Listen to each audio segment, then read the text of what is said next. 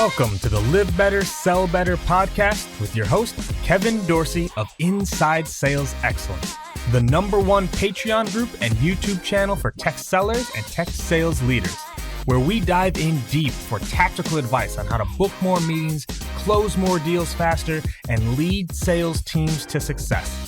But we don't stop there. We also focus on the person in salesperson. We talk about mindset, goals, time management, and so much more. So thank you for listening. And if you're interested, head on over to patreon.com/inside sales excellence. Now with that, grab a notepad, get ready, and let's dive into the good stuff. What up, everybody? Welcome to another episode of the Live Better, Sell Better podcast. This is your host, Kevin Dorsey, aka KD. And today I could not be more excited, not only for the topic, but also for the guest. Because from a topic perspective, we are going to be diving into on how to break the dependency on your W-2 job. How can you make additional income on the side? How can you get multiple income streams coming in to support your lifestyle, your family, and ideally your goals? But the person that's going to talk about this is probably the best person out there to discuss it, which is my good friend, Scott Leese, because he's done it. He has lived it. He has executed on it. He has done things well. He has made some mistakes. He has learned, and he's continuing to teach these lessons to everybody else out there. So Scott and I are going to be diving into it. How do you break the chain? How do you become untethered, in Scott's language, to generate income and ideally eventually not be dependent upon your W-2 for your income stream? So Scott, my man, welcome back to the show. Let's do this, man. What's up, Kevin? Good to be here, man. Thanks for having me. So let's talk about this. And the first question might be taking it a different direction. But this idea, right now it's like everyone's trying to be a consultant. Everyone's coming out with a course. Everyone's, like, ooh, I hit quota. Course, consulting. When should you consider starting to sell your services or knowledge? Like what things should lead up to finally deciding, hey, I should maybe start to charge people for the information that I have in my head? The tipping point for me is when people start coming to you regularly. So it's an inbound kind of thing. If I hit my quota, but nobody's coming and asking me, how I did it or anything like that, then you might be able to make a few bucks pushing it out to people. But I don't feel like that's the right timing. One of the things that I get into is how everybody knows outbound is hard. It's no different as a consultant or a coach or somebody selling coursework or whatever. So you want to avoid all that. So if I'm a salesperson or I'm a sales leader and all of a sudden I start getting messages and people asking me, hey, tell me about this. How did you do that? On any number of different topics, that to me is a tipping point where it's like, maybe there's something here. Maybe I'm ready to put something together and push something out. John Barrows and I were having this conversation a couple weeks ago, and he asked the same question. And I said, when people start coming to you regularly, that's the tipping point, I think. Mm-hmm. And what I love about that is too, because similar advice to people is like, are people internally coming to you? Yeah. Like before you're trying to sell it publicly, right. Is anyone internally coming to you asking for this advice? Because they know you, they see you, right? They know that day to day. So I love that as a benchmark because you're seeing it, I'm seeing it. It's like everyone and their mom is charging now for like these little courses and these little pamphlets and everything else. And it's like they get a little splash and it dies off.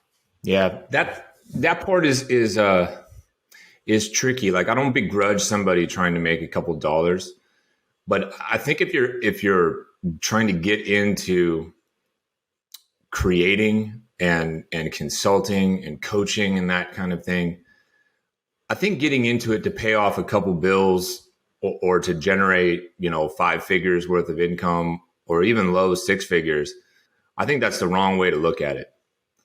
Because going to work for yourself is all of the wonderful things that everybody talks about, but it's also extremely stressful. And everything is on you, and it's very, very difficult. And a lot of people fail. So pulling the trigger a little bit too soon just because you can make a few bucks, well, what if you just waited What if you waited and stored up this knowledge, accumulated this experience and this information, got better at actually coaching people before you sold a coaching course or whatever?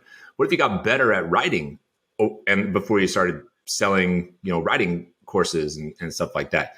And this can take time, but if you delay a little bit and wait until you've got a body of work, consistent body of work, like not I was a VP of sales one time, here's how I crushed it. Here's how I was a VP of sales 5-6 times, not one time of hitting quota. Here's how I was a AE at such and such place and hit quota 4 years in a row. Then when you actually finally pull the trigger, I think you got 7-figure potential. And that's a difference, a big, big difference, a whole other zero difference that I think a lot of people don't pay enough attention to. I didn't get into consulting to replicate what I could earn in a W-2 role. I got into consulting and doing my own thing so I could add a zero on top of it. But if I would have tried to do that after a year or two of experience, I never would have made it. And that's the clarifier I was looking for, because I'm not against someone trying to make a buck, but we're talking about how to generate income. There's a difference, right? You can go out and you can make a buck. You can go out and, sell it and you make $5,000 one time, but income is consistent. Income is providing that lifestyle that you're looking for. And I agree. It's that delayed gratification, because also if you've been doing it for 4 years, and this is, I think, where you're going with this next, is have you helped other people do the same thing? Because it's one thing if you've hit quota for 4 years. It's one thing if you led a sales org to hit their number. Have you helped anyone else do it? So how do you recommend people start that process of helping others achieve what they've achieved? Maybe before they're charging for it, maybe before they've created a course. Like, okay, people are coming, then what? Like, how do I actually start to help others do this? How do I take what I know and make it repeatable for other people? Well, I think it 100% should be for free. Just to clarify and be real specific, it shouldn't be, I've done this thing, now how do I monetize? To your point, I think of it like, being a VP of sales or being a professional coach, even in a sport. Think about all the people that were your managers, Kevin, that are now in VP of sales roles. Now think about how many of them failed. Now think about how many of them made it. And the delta between those two is a sign of, well, how good is Kevin's, like, how to build a sales org kind of plan? How good is Scott's framework for how to sell if his whole sales organization couldn't hit their target? Like, how am I going to go teach people about the addiction model of selling if my own fucking organization couldn't hit their numbers through this framework? How am I going to teach people how to build and scale sales orgs if the people who came up under me couldn't go do it and couldn't go replicate it on their own? But when you've got a handful of people who you've kind of mentored and guided, maybe who worked under you for a little while or alongside of you for a little while, and then they go off on their own and you see them blossom and they keep coming back to you asking for help. Hey, what did you do at this juncture? What did you do here? What did you do there? And you guide them. And now all of a sudden, in many cases, they've accomplished as much as you in those roles, or even, God forbid, more than you, and surpassed you in those roles. Now I think you know that this blueprint framework, whatever you want to call it, really works. Kevin's methodology of selling works. Scott's methodology of building a sales org works. In building Untethered, I've had many conversations with people for free for years, how to create side hustles, when to do it, why to do it, all this kind of thing. So I have people who, when I reached the course, wrote me or texted me back and they're like, yo, I've been doing this already. Let me know if you need a testimonial. I'm like, you didn't even need to go through the course because you already went through the course for years. So I get it. And it's just so much more powerful that way. It's a different story to tell that adds a filter of credibility on top of it, and you can't fake that. No, it's other people. And that's what also I think everyone seems to forget about a brand. A brand is what other people say about you, not what you say about you. It's what other people say. That's your brand. And if other people are saying, this guy's shit works, this guy helped me get here, they helped me achieve X, this, like, that's the brand that you want. Funny enough, one of my former managers, who's now like a director, head of sales, wants to start doing consulting. And I said, like, what's your niche going to be? He's like, I want to help level up managers. I was like, great. How many managers have you leveled up already? He's like, well, what do you mean? I was like, how many managers have you leveled up? How many managers can you point to and go, wow, like I made that person significantly better? And they would say the same thing. Because if you don't have that yet, you need to go get that first. All right. So I hopped over to their LinkedIn. I looked at their recommendations. Guess what I didn't see, Scott? Guess what I didn't see there? I know where you're going. Any recommendations from managers on their team saying how much they leveled him up. And I said, all right, you need to go get that. Because if your own people aren't vouching for how much you've improved them, it's not going to work for other people too. And so as we keep going down this path, so I'm glad you called this out, that free, right? That free to start, like just start helping. How long do you do that? Like, okay, so I'm starting to get some inbound. I'm starting to, just help people for free. At what point do you think you start to say, all right, now it's time to start charging for this? And now it's time to start putting together like a package or program around this? Yeah, for me, it was when my time started to get real thin. So I helped people and helped people and helped people with no real thought of monetizing until all of a sudden I looked at my calendar one day and I was like, uh-oh, I have no time to go eat lunch, or I'm stressed trying to get to this familial stuff that I need to do, household kind of stuff, because I've booked myself to the point where there's no free time in the day. And when I got to that point, I was like, I can't do this anymore. I can't just give away all of my time unless I'm monetizing it. And I have a number of people, any number of people, who would now say, like, to your point about brand, who would now say, Scott will help you, sight unseen, doesn't know you, will reply to your messages, take your phone call, da-da-da-da-da. I have enough of reputation out there for being helpful and doing this stuff, and enough people who've gone on to succeed that I have to put up a filter to protect my time. And then that filter became, I got to start charging for this. And that number was very, very small initially. I didn't throw a big number up. And you and I argue about this all the time, even today. I don't throw big numbers around possibly enough. So I threw a small number up that would keep the barrier low to entry, but I felt like, became reasonable for my time. And then that got flooded. And then I raised the number. And then that got flooded. And I raised the number. And so I just keep raising it. Right. And that was just how I gauge. That was my gauge for, am I ready to start kind of charging for this? If I've maxed out helping as many people as I can, but I'm starting to eat into, personal time and whatnot, like, I got to cut back a little bit. And one of the ways to cut back a little bit, I thought, well, if I start charging people, it's not going to be 10 out of 10 people who say yes. It's going to be, 3, 4, something like that. And that felt like a more reasonable kind of figure for me.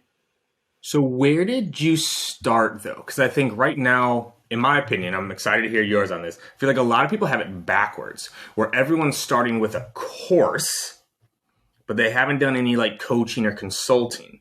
You literally just came out with your first course. You've had books, but that's your first course. You started with coaching and consulting, right? So talk about that journey there a little bit of like, okay, you started with coaching and consulting first. Is that your preference? Or if you would do this all over again, would you start with a course and then try to land? Oh God, no. No. I mean, everything I'm all about is like, do all the work first. You can't do all these shortcuts. for a lot of different reasons, whether it's credibility or expertise in what it is you're teaching, or just from a dollars and cents perspective. Like, I'm not here to make 6 figures. I'm here to make 7 figures plus. I don't think you can do that if you just show up one day and start releasing courses. So I was an operator, excuse me. I was an operator for 15 plus years. I don't even know the exact number. I have to sit and think about it. Not just selling, but managing, leading, building and scaling sales orgs, coaching, training, developing. I started creating, if you will, content regularly in probably 2015, 2016 or so. So maybe 6 something years ago is my guess, doing it regularly.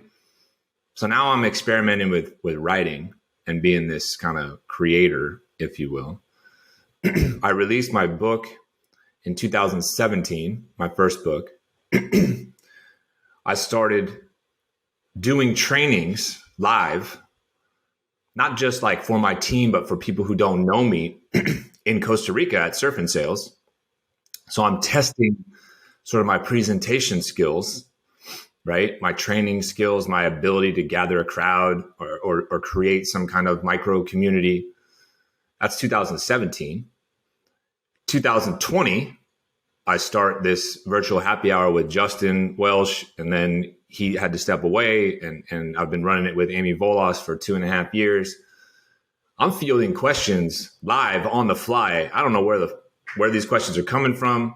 I don't know what they are. Like, it's like fielding objections in real time, and people are there to hear your answers and your expertise. So I'm working on sort of my presence, if you will, potentially my ability to think on my feet and answer things. I'm listening for themes that keep coming up. And one of the themes that always comes up is, I'm thinking about making a move in my career. So that informs content, that informs a direction, but I'm practicing all these things. Then I don't know what year it was, maybe 2021, maybe. You tell me about this thing called Patreon, and I'm like, I'm going to do that. And like 36 hours later, I launched the thing, which is a whole other funny story. But now I'm running a Patreon group where I'm charging a little bit, but I'm creating content. I'm producing content. I'm interviewing people. I'm bringing other people on to my Tequila Tuesday show where other people like yourself are training individuals. I'm watching them train. Like, all these things that I've been doing, I've built up to this place where I feel like I have dabbled in or executed very well any number of these different channels to get yourself untethered and to break away. I've been an individual contributor. I've been a sales manager. I've been a VP of sales. I've been a content creator. I've run live events overseas and domestically and charge people for it. I've run multiple communities. I have trained internally and externally, God knows how many times. I have run small communities and brought other people in to study how they give trainings and deliver trainings. I'm relatively late to the course creation game. I didn't want to do it until I was ready, until, like I said before, people are asking me for it. And there's a pent-up demand for it. So now when I go out there, the hope and the idea is, here's Scott going out there saying, hey, here's how I got untethered. And this is not me being 6 months out of a job saying, hey, I replicated my salary. This is me saying, listen, I was making VP of sales money. And 2.5, almost 3 years later, actually 3 years now, we're in October. 3 years later, I've done over $5.2 million in revenue with one employee. No employees for the first 2 years. I was going to say, that employee is new too. JM's new. I have, she's been with me for 9 months. That's it. All the rest of the journey, I was absolutely solo. So I really hope that people have a longer vision with this thing rather than the short-term kind of money grab. And again, I don't want to begrudge people, you know, who have their own reasons for doing things and might need that short-term money grab. situation. But if you have the ability to think bigger and think longer term, I just think that the payout is so much more extreme in your favor that I would encourage people to hold off, as long as they can. And I think I hope people are picking up on that. There's two key themes here so far. One is do it well and give it away for a long time, like a long time of helping other people succeed in whatever it is you're trying to teach, and let it build. Then you can turn it into something, a true income. That's what I really do hope people understand. The difference here is there's cash and there's income. You can make some cash. You can, to your point, you wanted to get a down payment on a home real quick, or you had to pay off something. You're like, all right, I'm going to sell something to make 10 grand. Great. Make it. That's not income yet. Like, income is where it's consistent and it's coming in and through. So then when did you land your first consulting client, right? Because what I want to transfer then to is like, well, how do I do this when I have a job, Scott? Like, isn't that going to break the rules, or do I have to leave to go through it? When did you land your first paid consulting client? You still had a W-2 at that time. Oh, yeah. Yeah. I had it for a long time. I mean, somebody just messaged me out of the blue on LinkedIn and was like, hey, I see that you've built a bunch of sales orgs. I'm trying to do the same thing. Would love to talk to you. And then I had a couple founders who I had worked for previously who referred their friends who were founding companies. And so I'd get these messages that say, hey, I went to business school with so-and-so, and I know you were their VP of sales. Here's this business I'm trying to build. Would love to, talk to you about it. So I started getting these inquiries like this, direct, not tire kicking inquiries. Like, these were, more or less like laydowns. It's just like, hey, I know Kevin, you helped Kevin. I want you to help me, kind of thing. That's so much easier, because when you're in a full-time gig, trying to hit your number as a VP of sales or individual contributor or whatever, the last thing I want to do is run a fucking sales cycle on somebody. And you know me in terms of like my ability to be organized or use some tool with I don't have time for all that. Right. And you also know me, like, I get overwhelmed and get stressed by this kind of stuff. Can you imagine me while I'm running VP of sales stuff at Qualia or Main Street Hub or Outbound Engine? I'm over here on the side trying to run a sales cycle, put people through a cadence, follow up with people the right way and all that. I didn't do all that kind of stuff because that's extra energy for me. That's stuff I couldn't handle. So the things that came that were laydowns or like low-hanging fruit, because like we were saying, I had just helped people. When I finally said I have to put a price tag on this thing, the sales cycle was easy. So there was no stress in client acquisition. Right. And a big challenge for people who are working a full-time job is the stress of, how do I get new clients? Well, if you eliminate that stress, then all there is the fulfillment. And the fulfillment is just a conversation. It's just giving guidance. Right. And that's pretty easy to pull off, especially back in the day when I was commuting, 45 minutes each direction. I literally would have my, consulting calls while I was commuting home. It's like, I got to do something on this drive home. Well, let's call this person. Right. And, I wasn't charging like an arm and a leg when I was first getting started. So nobody cared. They're like, yes, I have you isolated without distraction for 45 minutes on your drive home. Happily pay you, X amount. Right. So again, that was me trying to figure out a way to not add any stress or burden and maximize time. It's like, I'm already driving home. Perfect time. Or I'm already driving to work in the morning and I'm living in California and you're in New York. Perfect. Let's do that. This is our time where we're going to do these. So these tiny little, hacks like that allowed me to execute this consulting stuff on the side while still being a VP of sales without having my head fall off my shoulders.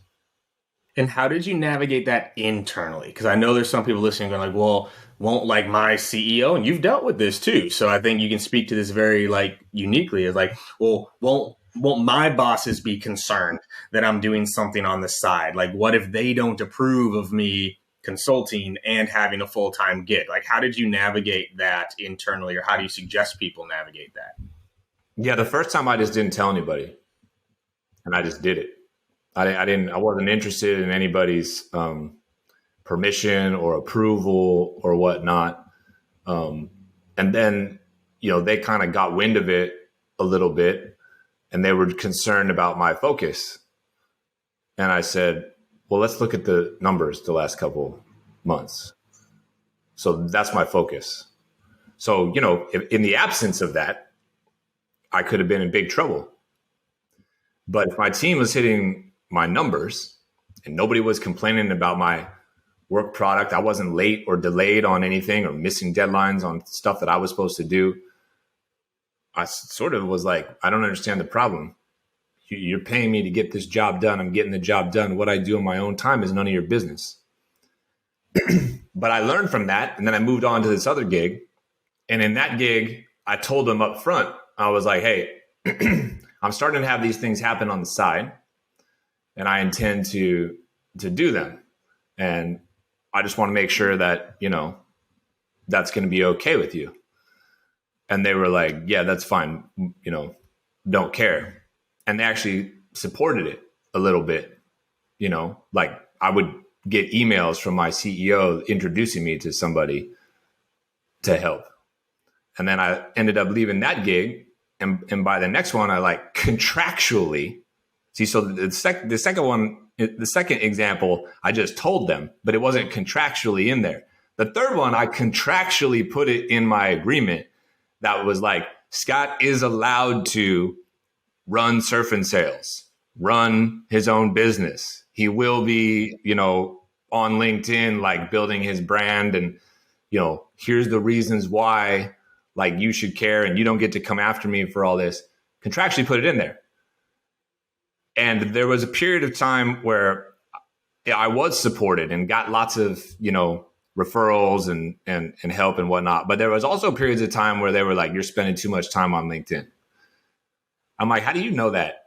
You must be on LinkedIn creeping and looking. What are you talking about? They're like, well, we see these posts and I'm like, how long do you think it takes me to write that? That's what always gets me, dude, is people are like, oh, you spend too much time. Like, how much time do you spend? You see people on LinkedIn, they're not doing their job. I spend 28 minutes a day on LinkedIn.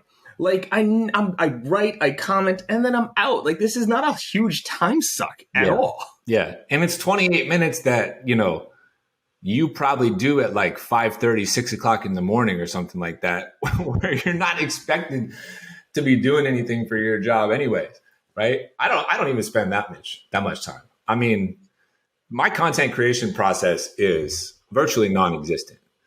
I mean, I got no sleep for the last week or so for a lot of different reasons. I went to bed early last night. I didn't wake up till 8:33 this morning, and I'm on with you at 9, and I have no post. I don't write over the weekend, build all these things up. I don't have some scheduled, automated kind of thing. I got nothing.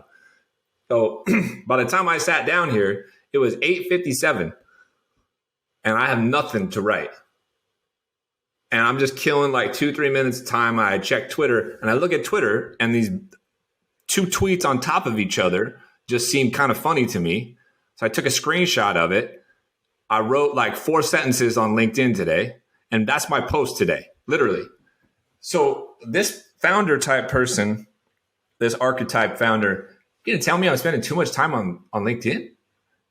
And it's distracting? No. What they really were worried about was I was surpassing the brand of the business in terms of who I am. And people were coming to work for me, not coming to work for the business. And there's a little bit of ego involved. There's a little bit of threat involved with all that, right? But that's how I handled it. I went from, I told nobody and just did it, to, okay, let me tell this person and just make sure they're cool with it, to I am contractually putting this in that I'm allowed to do this. That was the progression. Yeah. And I want to call this out, y'all. You can only do that if you are hitting your numbers. If you are not hitting your numbers, aka succeeding in the role that you are hired to do, all this falls apart. And there are people out there that I know that are doing this because they're not succeeding. Right? They're not succeeding. And so that's why they're trying to generate side income. That's why they're trying to become coaches and consultants. And I'm like, yo, that's backwards. Side income is not commission replacement. That's not the way to look at it. I'm not going to make commission this month, so I got to do this side hustle shit. No. This side hustle income should be augmenting your full OTE and your commission. You're definitely thinking of it backwards if it's a replacement. Yeah, and it's happening. It's happening a lot out there where it's like, oh, I need to make more money. Not I want to help more people. Not I want to serve. Not I have value. I want to make money, and I'm going to do this thing to make that money. And so where would you suggest people start a little bit? I'll rephrase it because, you have done, you have 6 tours of duty, right? You have built 3 to 4 incredibly successful sales orgs. You have led hundreds of people, right? So you have that under you. So you also have been working on your brand for years now, right? So you have that inbound lead flow. If I'm someone now who maybe doesn't have a large brand on LinkedIn, or, I haven't been doing that side of it, but I've been successful. I've done some things, but I'm not getting inbound because people don't know what I've done. They don't know that I'm good at these things. Like, how would you recommend I start that pipeline flywheel, or will it take a little bit of outbound to get started? I don't think it has to take outbound. I really don't. And the challenge, though, is how fast or how soon you want to generate, this income. But the answer is in all the things that you're saying you don't have in this example. You got to build your network. This is slightly controversial, I suppose, but I'm not one of these people that is like, you need to start creating content and posting shit all over the place. No, the size of your network matters. I'm not a big proponent of telling people to go out there and create content that nobody's ever going to read because they have, 500 connections. That's it. You don't need to do that right now. You should be out there trying to connect with anybody who's a peer of yours, anybody who would be your direct manager, anybody you might want to hire someday or who could hire you, with consistency. Now, you got to be careful because it's not the Wild West anymore. 6-7 years ago, I could go out there and add a couple hundred people a day. Now they put you in LinkedIn jail if you move, too fast. I don't know what the limit is anymore, but, I would try to toe right up against it. I would get consistent with connecting with like 20, 25 people a day, let's say. And then I would start commenting all over the place and engaging with other people's content, which hopefully that gets you inbound connection requests, which is a way for you to add more people, every single day. I would dive into all of the different micro communities out there. I'd get into Kevin's Patreon group. How many people are in your Patreon group right now? 400 something. 400 something. I got 500 or so in mine. So you just jump into Kevin and Scott's Patreon. Maybe there's a little bit of overlap, but there's 400 people that you could message, interact with, whatever. Kevin has live events. I have live events. Like, there's a group. You could go to free communities like Thursday Night Sales. I think there's 13,000 people who follow Thursday Night Sales on LinkedIn, and a couple thousand people who are active in the Slack channel, and 100+ people every single Thursday live on Zoom. There's a bunch of people that you can connect and interact with. There's communities like Bravado provides at the War Room, or Rev Genius has out there that are free resources. There's other paid ones like Pavilion and things like this. You get active in all those places. You engage there. It costs you nothing other than some time. You get exposure. As you build that stuff up, people start to recognize who you are. And if you've got experience doing certain things, it's like, damn, dude, Kevin, you should like keep going on this journey, man. You've got a lot of good experience. Like nobody knows who you are. And then as the network starts to get big enough and there's some sort of tipping point, now maybe you're ready to start putting some of your thoughts out there. So now you got those thoughts out there, that becomes a calling card to like who you are, you know, how this person XYZ thinks, how they think about sales, how they think about business, how they think about leadership, maybe. And that will start to attract the right type of people towards you that may become clients or may know somebody who could refer you and put you in touch with somebody who may become a client. It takes a little while, but back to my point, you got to do this shit brick by brick, man. You can't skip you can't skip these steps. You just can't. And if you do, it's just very short-sighted, because to your point, it's like, oh, you just made a quick $5,000, $10,000, whatever. Okay. I mean, I get it though. There's some people that need 5 or 10 grand right now for emergency reason, whatever. But for most people, the people that I'm talking to for the Untethered Blueprint, like that's not what it's about. You know, I specifically for my course told people, if you don't have a lot of experience, don't buy my shit. It's right on the homepage.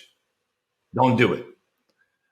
I'm trying to talk to people who have been succeeding, who are making solid income every single year, but are a little bit tired of the machine and working for the man and want to figure out a way to not be so at risk all the time of some VC saying you need to fire 9% of your staff or whatever, or 40% of your sales staff, like somebody I know did the other day, right? I don't want to get caught up in all that.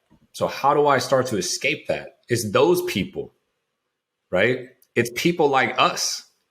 It's people like us who only in the last 3 years, if you rewind the tape 4 years, I'm a VP of sales. You're a VP of sales. Justin Welsh is a VP of sales. Colin Cadmus is a VP of sales. Nikki Ivey is an individual contributor. I could go on and on and on. Those are the first 4 names that came up into my head, right? All of these people now could still go get those roles. We just have found a way that we feel is better for us, right? So it's funny how fast things change. And it's fast and slow. That's the beauty of this. It's like, it's 3 years. 3 years is a long time to commit to something, to build it up, but then it flies by and your whole world is different because of sticking with it for 3 years and contributing for 3 years and giving it away for free for years, right? Like you do this. I don't know how much you do it anymore, but I know you did it for years. Hey, Scott, can you chat? Yes. Yeah. I still try to do that as much as I can. All right. Yep. And you help and you help and you help and you give and you give and you give and you give. And then eventually you can get to this place. But you got to be good at it.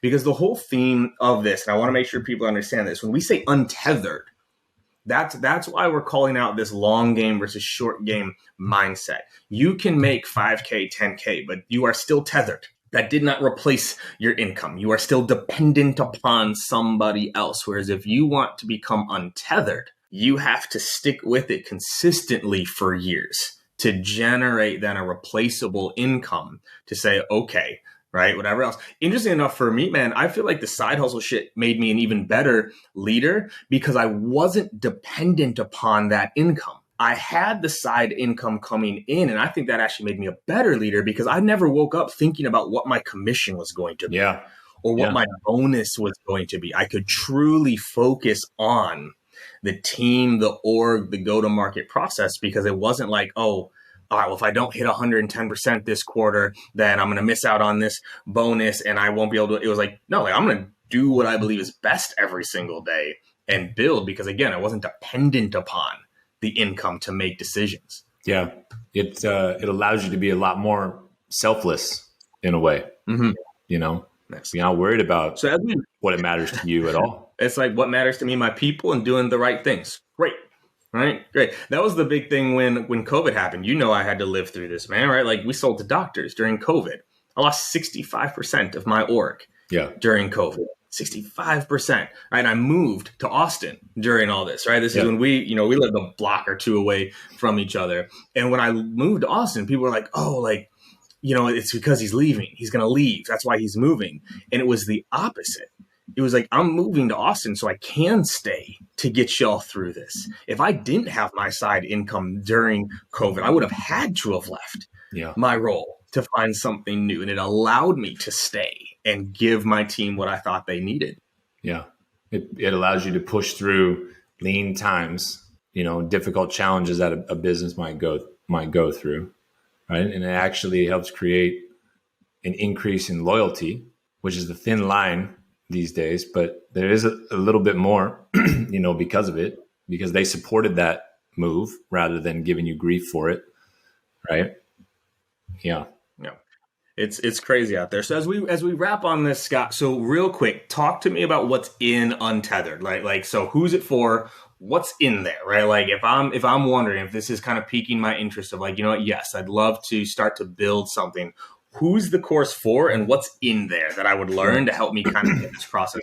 I mean, it's for people who have had sustained success already in their current role. This is not for somebody who's brand new, into business and into sales. It's for people who've got experience, who've sustained success, and they can't quite figure out what to do, where to do it, when to do it, who to do it with, all this kind of stuff.